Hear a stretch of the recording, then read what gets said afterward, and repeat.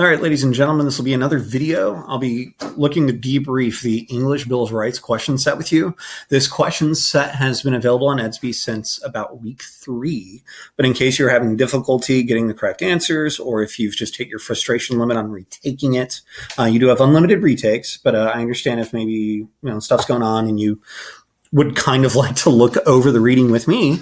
I'll be going through the questions, finding textual evidence, highlighting it, and then giving the answers.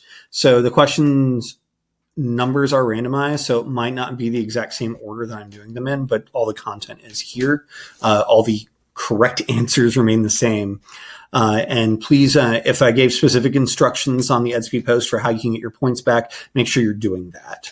So without further ado, the English Bill of Rights here. This says it was adapted from Land of the Brave, which is a website. Kind of talks about the background. Text structures here are the articles of the English Bill of Rights sounding similar.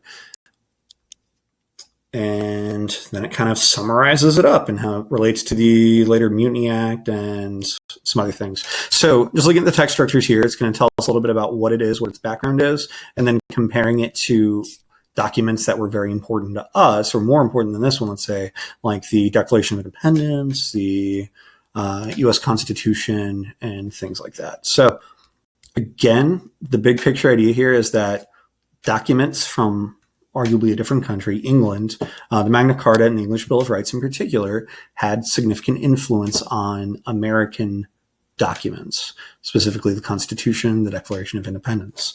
So going through these questions, you should be able to find textual evidence for all these. There might be one or two that go beyond the text, and I'll be sure to talk about those if I can't find it, quote unquote, right there. So number one, what was one of the concerns behind the creation of the English Bill of Rights?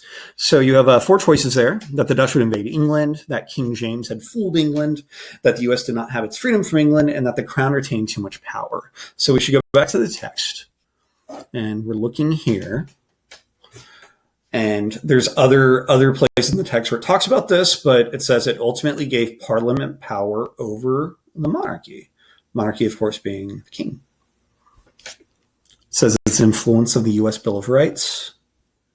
And if you read these general terms here, frequently summoned Parliament, no armies raised in peacetime. These are all sort of traditional things that the king had that he lost access to. Further textual evidence, it says here, it's defining the limitations of the crown. And when you hear them reference the crown, they mean the position of king, or the monarch, I guess. The position of the monarch, king or queen. So, that the crown retained too much power, want to take some of the power away. Number 2, the English Bill of Rights was passed by the Pope, 13 American colonies, the Scottish Parliament, or the English Parliament. And I think honestly what it says up here is the Parliament of Great Britain in 1689. It's the English Parliament. Scottish Parliament ended up ratifying a separate document. So it's not Scottish Parliament. The English Parliament, what would later be called the Parliament of Great Britain, met in the same location. Definitely not the colonies, though, and definitely not the Pope. Any specific questions on this one, you can definitely send me an Edsby message. I'd be happy to clarify it. But ultimately, we're looking for the English Parliament passed it.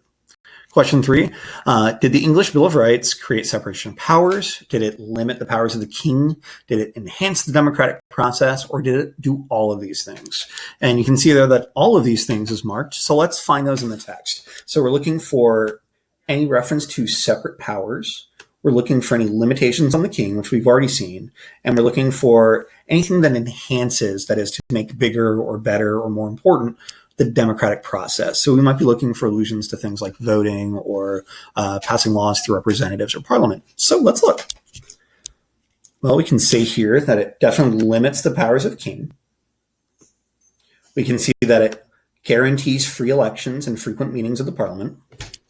We can see that it lets you complain to the king or queen in parliament. Prior to this, you could be, held guilty of sedition. One of the last sort of acts James II tries to do is prosecute some folks who refuse to follow a direct order of his. And I'll edit this part out. And one other one here, it says establishing a representative government with laws made by a group that acts for the people. So that I would say that definitely covers enhancing the democratic process and limiting the powers of the king. Let's just look one more time for separation of powers. Here we go. Prohibiting the king from taking property or taxes without the consent of the Great Council.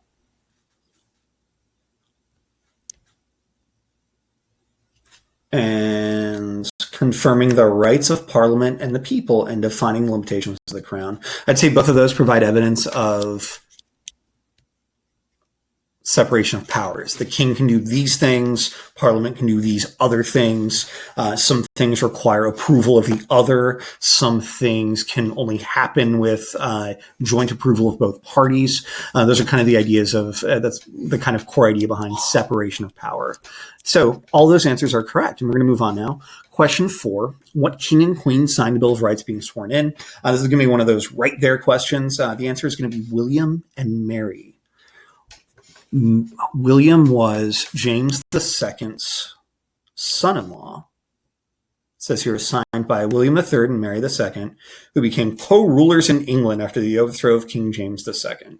When the Glorious Revolution was about to happen, James II essentially abdicated. He ran away, and closest relative, Mary, who was married to William, and they were invited to England to take over. And the idea being that when they would land, nobody would fire a shot, bring your army, no one will fight you, walk in, the crown is yours. And it happened pretty close to that. And we'll talk a little bit more about that in a couple questions about why exactly this revolution would be considered glorious.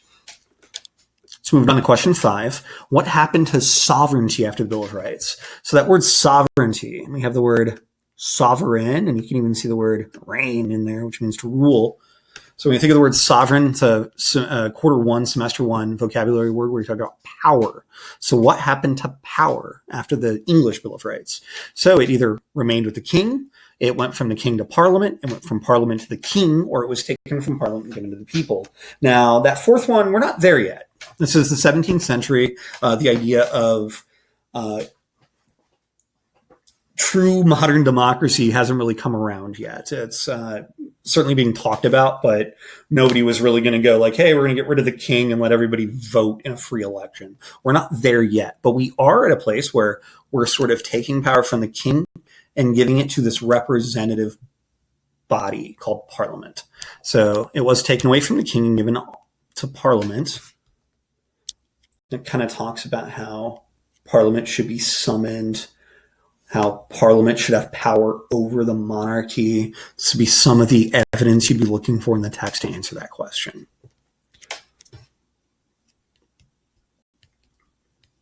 All right. Number 6, how is the revolution which led to the Bill of Rights called? So what is the name of the revolution that we're talking about here? 4 choices: infamous, parliamentary, Bill of Rights, or glorious. And it was a glorious revolution. And that might require a little bit of background. And it's everything we teach you here in 6th grade world history is going to be terribly oversimplified and glossed over too much. But the 17th century was a rough one for England. So 1688 and 1689 is when we're talking about the English Bill of Rights and the Glorious Revolution. 40 years before this, they had beheaded Charles I, who was a Stuart king, related to James II, interestingly enough. They beheaded him.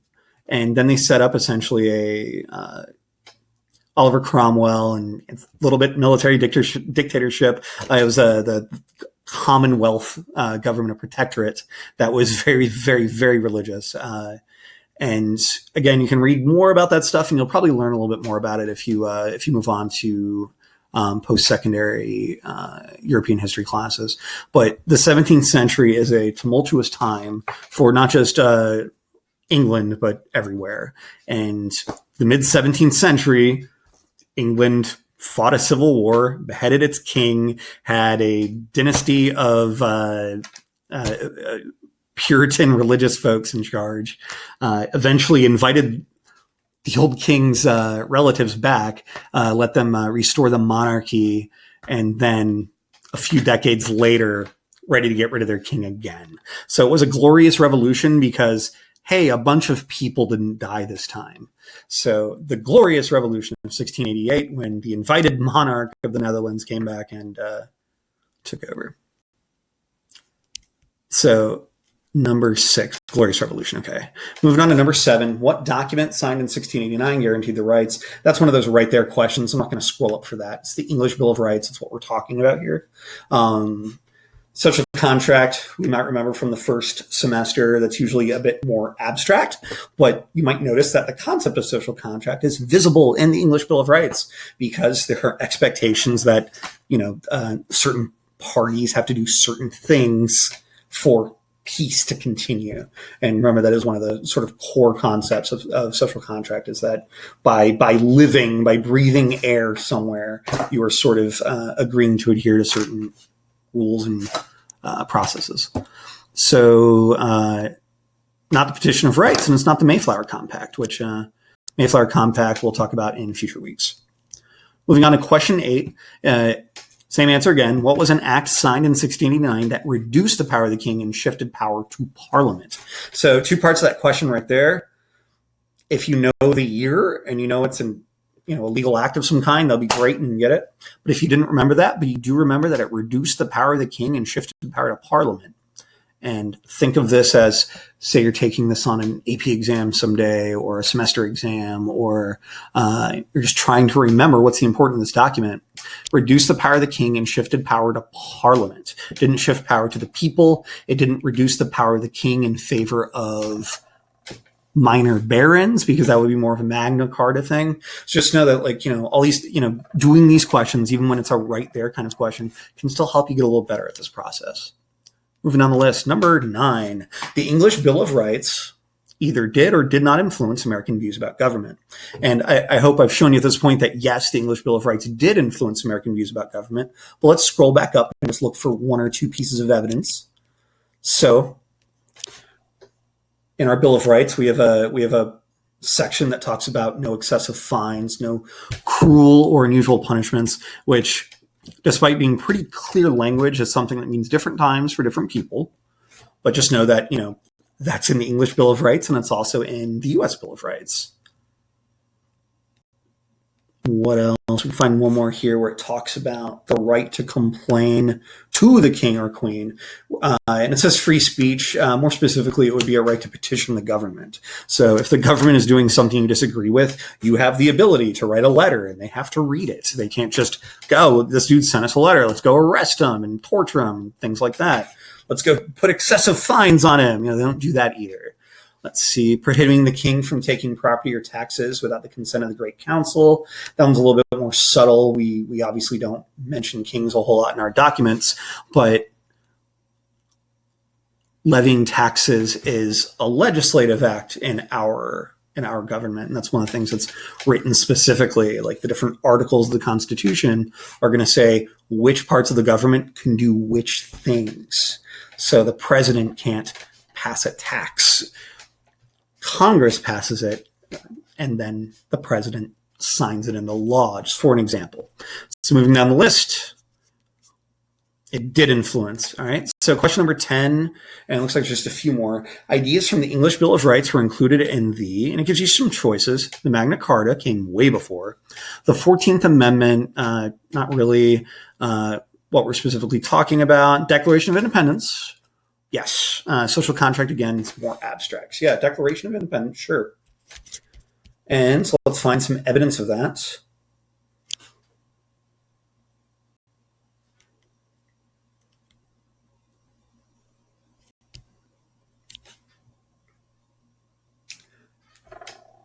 So this is going to be, it's not a right there question. It kind of talks about how it's an inspiration for the U.S. Bill of Rights. Talks about the Constitution, the colonies in North America.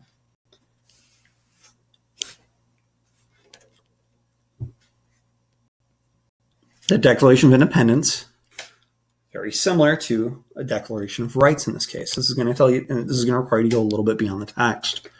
But as you learn more about the Declaration of Independence, it was a list of grievances. You might call it a list of the misdeeds of not James II in this case. This would be George IV. Oh, excuse me, George III. I apologize. George IV was the one who, during the Napoleonic Wars. I apologize. So yeah, the misdeeds of George III, articles confirming the rights of the colonists, the idea of due process of law needing to be followed. Those are just a few examples, but when you're talking about what did it influence, you should definitely be looking for our own documents, the Constitution, the Bill of Rights, Declaration of Independence. All right, 2 more questions left. True or false, the Magna Carta and English Bill of Rights had no influence on American ideas of government. That is, of course, false. Questions like this, true, false questions aren't terribly deep, but on a final exam, on a semester exam, future sort of checks you might have in civics or American history, being able to have this connection already in your head is going to help you. You know that American ideas of government did not appear out of nowhere. These were English people, for the most part, who came to the Americas and were influenced by that culture, those legal traditions, things like that. So, not last, there's several more. Sorry. Number 12, the Magna Carta contained the ideas of blank and common law.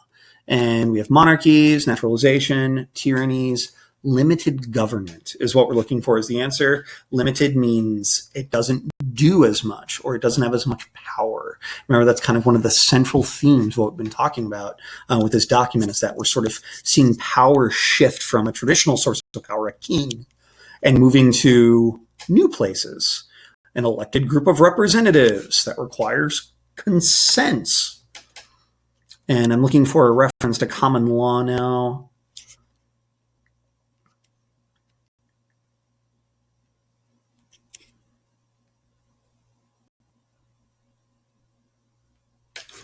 There it is at the end there. The Magna Carta started this process of establishing the democratic basis of the English monarchy through limited government and common law. So it's actually a right there question. So moving down, I think we got 2 more left. Number 13. The English Bill of Rights continued the ideas of consent of the governed and individual rights. And then it looks like it's asking for a definition here. It says consent of the governed means, and you could probably Google consent of the governed, or you can Google independently the words consent and governed and get a decent enough definition. But what we're really looking for here is that the people agree to and are a part of the government. If you look at these other choices, the people had no legal rights. No. The king is in charge of everything. Quite the opposite. The king has all the legal rights. No. Parliament holds a lot of those legal rights. But here, when we talk about consent of the governed, it relates to that idea of called popular sovereignty, or sovereignty of the people. And we talked about that in the first semester. We talked about it a lot this 9 weeks, because now we're sort of looking at all those different governmental systems and how they influenced our own. So the people agree to and are a part of the government. Somebody didn't just show up and start ruling over, let me rephrase that. Once the American government was established, the people who ruled over us didn't just sort of like appear one day. They were citizens of the United States, and they entered politics, and they worked as legislators, or they worked as governors. And like, so I'm saying is that we're all part of the government. Even if we do nothing else than vote, we're still a part of that government when we cast that vote. And that's something special, especially in this time period. Last but not least, question number 14. Ideas from the English Bill of Rights were included in the Declaration of Independence and the U.S. Bill of Rights. These ideas include the importance of blank and the consent of the governed. And we already talked about consent of the governed. I think it's just the consent of the governed and individual rights on the previous one. Both those concepts are important to get. The idea of individual rights, that just by virtue of you being a person, you're entitled to some things. It's not a huge list of things, but we can look. And those other examples are the importance of religion, the importance of royal rights or presidential rights. Those are the kind of distractors that teachers like to throw out there to confuse you. But individual rights is the only thing really there that's a real thing. But let's look at the English Bill of Rights here and see, do we see individual rights? Do we see the rights of individual people? Well, giving the English people the right to complain to the king or queen in parliament, which is both speech and a right to petition. The guaranteeing of free elections and frequent meetings of parliament. There's many places in the world still where elections aren't free, where there might be one candidate on the ballot and his soldiers watch you cast your ballot, hopefully for the correct one choice you might have. You see a due process of law, the idea that if the legal system engages with you in some way, there's a set of rules it has to follow because you're entitled to those protections by being a human being. And whether that's in our country, things like speedy public trials, the right to not have to incriminate yourself, the right to not have a confession extracted from you by torture, things like that. These are examples of individual rights. Newish concept, definitely. And you're going to see it evolve between even this time period to when the Constitution is written to change quite a bit. So that is number 14. I think it's the last one. So again, those questions might be in a different order, but I wanted you guys to at least get the benefit of something resembling a reteach if you were having trouble with these or you needed additional background information. I hope it's been helpful. You can send me an email via Edsby. I don't really have comments activated on the YouTube videos, so please let me know if I misspoke or if something I said ended up confusing things more. I'm not going to do a whole lot of editing on the video. Just one of the longer pauses will be brought out. But again, make sure you follow whatever the directions were on Edsby for getting points back from the English Bill of Rights questions. Whatever it is I said you were to do to get the points back, make sure you do that.